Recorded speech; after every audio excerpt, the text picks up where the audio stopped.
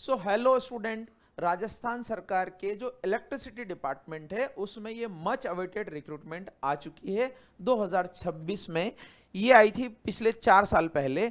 2026 में 2025 वैकेंसी के साथ में आ गए हैं। देखते हैं इसकी क्या डिटेल है, कौन कौन से रिक्रूटमेंट है, क्या क्वालिफिकेशन चाहिए।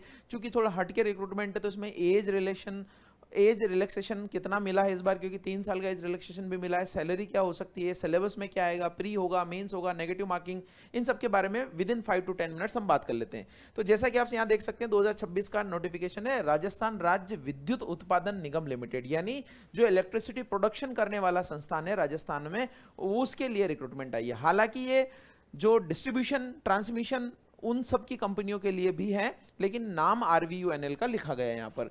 3 तरह के रिक्रूटमेंट है, जूनियर इंजीनियर, जूनियर अकाउंटेंट और कमर्शियल असिस्टेंट। ये 3 रिक्रूटमेंट है, तो इनके बारे में हम जानते हैं इस वीडियो में। सबसे पहले आप देख सकते हैं यहाँ पर लिखा गया है कि राजस्थान राज्य विद्युत उत्पादन निगम लिमिटेड है। इसमें ये पोस्ट के नाम है जूनियर इंजीनियर, अकाउंटेंट और कमर्शियल असिस्टेंट की, या जूनियर असिस्टेंट बोलिए, कमर्शियल असिस्टेंट बोलिए, एक ही बात है। इनके रिक्रूटमेंट है 2025 रिक्रूटमेंट टोटल निकाली गई हैं।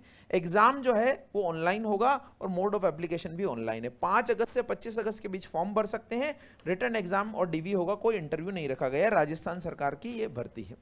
अब हम बात करते हैं कि इसमें ये जो कंपनियां हैं, देखिए राजस्थान राज्य विद्युत उत्पादन निगम लिमिटेड यानी RVUNL ने रिक्रूटमेंट निकाली है इन सभी के लिए।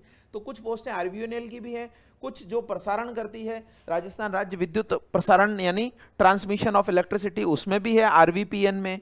जयपुर विद्युत वितरण, अजमेर विद्युत वितरण और जोधपुर विद्युत वितरण, इन 5 कंपनियों में मिला के ये है वैकेंसीज। और ये कहाँ कहाँ ये ऑपरेशन करती है, जैसे अगर जोधपुर विद्युत वितरण में आपकी जॉब लगेगी तो यहाँ है ऑपरेशंस इनके चलते हैं।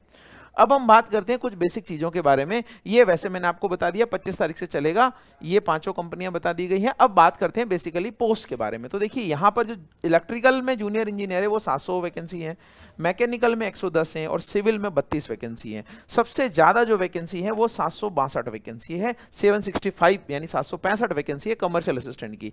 जूनियर अकाउंटेंट की भी अच्छी रिक्रूटमेंट है, 371 रिक्रूटमेंट है। कौन कौन सी कंपनी जो मैंने 5 बताई है उसमें कितनी कितनी किसमें पोस्ट है, जैसे जूनियर असिस्टेंट अगर आप देखें तो JVVN में सबसे ज्यादा है, यानी जयपुर विद्युत वितरण निगम लिमिटेड में सबसे ज्यादा है। अब ये जो रिक्रूटमेंट है, इन रिक्रूटमेंट का थोड़ा हम आगे और भी देख लेते हैं। हालांकि इन सब में सबकी क्वालिफिकेशन मैच नहीं होगी, किसी ने बीटेक वगैरह किया है सिविल वगैरह में तो ही भर सकता है। इन दोनों में क्या क्वालिफिकेशन है वो हम देखते हैं। तो सबसे पहले अगर आप जूनियर इंजीनियर इलेक्ट्रिकल में भरना चाहते हैं तो आपका फुल टाइम 4 ईयर कोर्स होना चाहिए, इलेक्ट्रिकल एंड इलेक्ट्रॉनिक्स या electrical instruments and control power system, इन सब में। अगर आप मैकेनिकल में भरते हैं तो आपको पता है कि आपकी डिग्री जो है मैकेनिकल इंजीनियरिंग में होनी चाहिए, चाहे production industrial engineering, production industrial, thermal and mechanical and automation में, पावर इंजीनियरिंग में इनके इक्विवेलेंट होनी चाहिए। तो ये आपकी इंजीनियरिंग की रिक्रूटमेंट है। इसी तरीके से सिविल का भी दे रखा है, लेकिन जूनियर अकाउंटेंट का अगर आप देखें तो आपको ग्रेजुएशन डिग्री चाहिए कॉमर्स में या बिजनेस एडमिनिस्ट्रेशन में, या फिर उसने पास किया हो intermediate examination MBA from the recognised university, या MCOM किया हो 2 साल वाला, या इस तरीके के हैं। फिर इसके बाद में और चाहिए, और क्या चाहिए, उसके पास कंप्यूटर की क्वालिफिकेशन भी चाहिए। कंप्यूटर में डोएक का A लेवल का सर्टिफिकेट हो, अगर आपने BCA MCA किया हो, अगर आपका बीटेक वगैरह में कहीं कंप्यूटर पढ़ा हो, आपने ग्रेजुएशन डिग्री के दौरान ये फर्स्ट ईयर सेकंड ईयर में पढ़ा हो, 12th के दौरान अगर आपका कोई सब्जेक्ट हो, PGDCA वगैरह कर रखा हो, डोएक सोसाइटी का O लेवल कर रखा हो, इन सबको दिया है। मैंने आगे और डिटेल में ये बताया है। जूनियर असिस्टेंट या कमर्शियल असिस्टेंट के लिए तो सिर्फ आपको सीनियर सेकेंडरी यानी 12th पास का ये एग्जाम है, इतना ही एग्जाम है। इसमें भी कंप्यूटर सर्टिफिकेट चाहिए, 12th पास प्लस कंप्यूटर सर्टिफिकेट। इसमें ग्रेजुएशन यानी BCom प्लस कंप्यूटर सर्टिफिकेट दोनों चाहिए, वहां तो इंजीनियरिंग चाहिए। तो ये जो कंप्यूटर की डिग्री है ये यहां पर मैंने लगा ली है, आपको क्लियर दिख रहा होगा मुझे लग रहा है। एक बार आप आराम से देख लीजिए कि यहां पर एक तो 12th पास चाहिए ही चाहिए, प्लस इसमें डोएक सोसाइटी का भी चलेगा, कंप्यूटर सर्टिफिकेट कोर्स NIELIT के न्यू दिल्ली के द्वारा चलेगा। कोपा में अगर किसी ने कर रखा है तो, computer software data preparation computer software में कर रखा है तो, वोकेशनल ट्रेनिंग कर रखी है, नहीं तो RSCIT तो यहाँ लिखा ही है, देखो RSCIT जो राजस्थान वालों के लिए है उनके लिए तो यहाँ लिखा है, या डिप्लोमा कंप्यूटर साइंस में किया हो, इंजीनियरिंग किया हो, सीनियर सेकेंडरी में कोई सब्जेक्ट पढ़ा हो, अगर आपने कहीं पर 1 सेमेस्टर में ईयर में कहीं पढ़ा हो, ये सारी चीजें चलेगी। कोई भी आपका कंप्यूटर का सर्टिफिकेट अगर है, डिग्री डिप्लोमा या वोकेशनल कोर्स सब चलेगा, RSCIT चलेगा। ये तो हो गए कि क्वालिफिकेशन क्या है। अब एज की वगैरह की बात कर लेते हैं, तो जूनियर इंजीनियर के लिए तो 21 से 40 साल है, लेकिन 18 से 40 साल है junior accountant, assistant, commercial assistant के लिए। इसमें इस बार क्योंकि ये 4 साल पहले रिक्रूटमेंट आई थी तो 3 साल का रिलैक्सेशन भी दिया है, यानी 40 + 3 43 साल का व्यक्ति तो जनरल वाला फॉर्म भर सकता है। ओबीसी वालों के लिए और भी इसमें रिलैक्सेशन दिया गया है। फीस थोड़ी ज्यादा है क्योंकि इसका एग्जाम IBPS कराता है, बैंकिंग सेक्टर वाला करा रहा है, तो आपका थोड़ा सिलेबस उससे टच भी है, तो कोई बैंकिंग SSC की प्रिपरेशन कर रहा है उसके लिए तो बेस्ट मौका ये।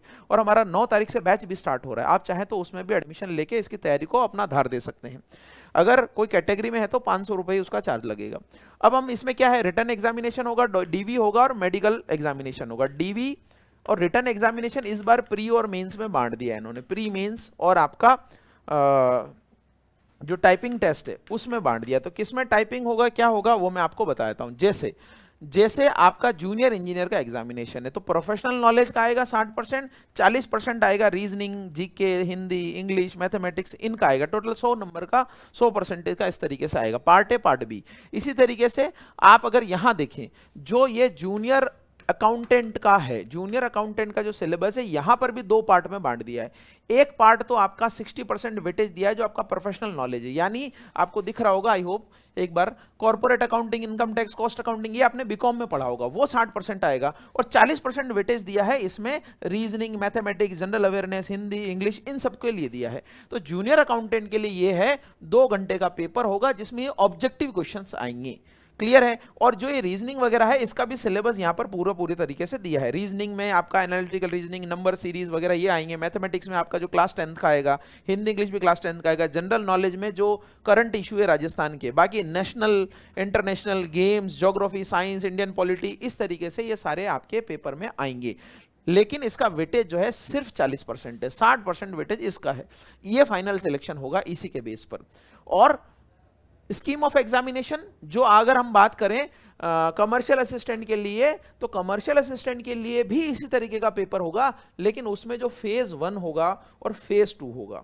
फेज 1 और फेज 2 जो होगा उसमें आप देखिए, ये फेज 1 का पेपर है जिसमें आपको reasoning, mathematics, general awareness, Hindi, English आएगी और रीजनिंग वगैरह का सिलेबस दिया। जब फेज 1 आपका हो जाएगा तो फेज 2 का एग्जाम होगा जिसको बोला गया है टाइपिंग टेस्ट।